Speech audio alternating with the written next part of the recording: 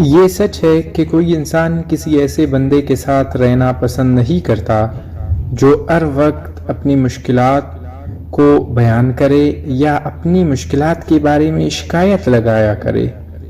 یہ بھی سچ ہے کہ ہم سب کے پاس شکایتوں کا ایک بہت بڑا خزانہ ہوتا ہے، مگر سوال یہ پیدا ہوتا ہے کہ کیا ہم ہر وقت شکایت سناتے رہتے ہیں یا ہم اپنی مشکلات کو ہر وقت کسی کو کہتے رہتے ہیں؟ یہ تو ہمارے لیے ایک مشکل بات ہے کہ ہم اس بات کا اندازہ لگا سکے، مگر خود سے یہ سوال پوچھئے کہ کیا میں ہر وقت اپنی شکایت سناتا رہتا ہوں؟ اگر تم سوچ رہے ہو کہ تم اس کا اندازہ نہیں لگا سکتے تو اپنے دوستوں سے یا گھر والوں سے پوچھ لو، وہ آپ کو اچھی طرح بتائیں گے۔ دنیا میں ایسے لوگ بہت ہیں جو ہر وقت دوسروں کی غیبت کرتے رہتے ہیں، دوسروں کی باتیں کرتے رہتے ہیں، دوسروں کی برائیاں بیان کرتے رہتے ہیں۔ یہ لوگ بہت خطرناک ہوتے ہیں، مگر ان سے بھی زیادہ خطرناک وہ لوگ ہوتے ہیں جو ہر وقت اپنی مشکلات دوسروں کو سناتے رہتے ہیں، ہر وقت اپنا رونا روتے ہیں، وہ ہر وقت اپنی زندگی سے شکوہ کرتے رہتے ہیں۔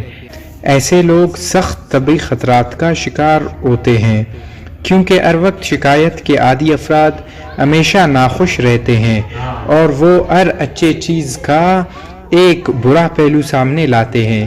یہ لوگ مسئلے کو حل کرنے کی بجائے مسئلے کو ایک اور الجھن اور کسی اور الجھن میں ڈال دیتے ہیں۔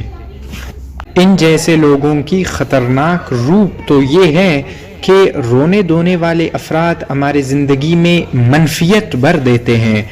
جب ہم اپنی زیادہ وقت ایسے افراد کے ساتھ گزارتے ہیں تو ان کی بدگوئی سن کر ہم بلا وجہ غصہ محسوس کرتے ہیں، غصیلے اور چڑچڑاپن ہم میں پیدا ہو جاتا ہے اور ہماری صلاحیتوں میں کمی پیدا ہونا شروع ہو جاتا ہے۔ یعنی کہ آج کل کے زبان میں آپ کہہ سکتے ہیں کہ ہم زندگی سے ڈی موٹیویٹ ہونا شروع ہو جاتے ہیں۔